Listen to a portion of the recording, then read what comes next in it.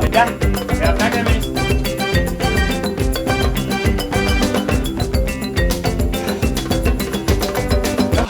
Kuidas on?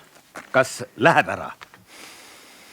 Ei noh, väga ilus maja on, aga meie kodu võiks olla ikka midagi looduse lähedasemat, midagi keskkonnasõbralikumat. Keskkonnasõbralikumat? Kui see maja?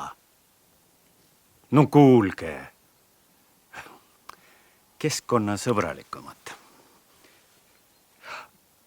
Aga teate, mul on teie jaoks ideaalne koht olemas.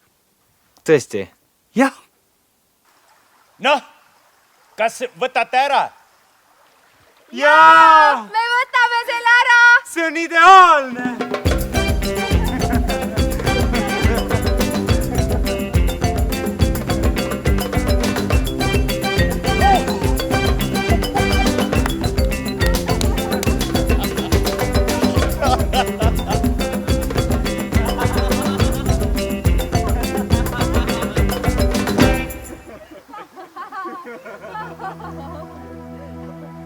Kodu on esimene koht, kus iga inimene saab hakata oma elu keskkonnasõbralikumaks muutma.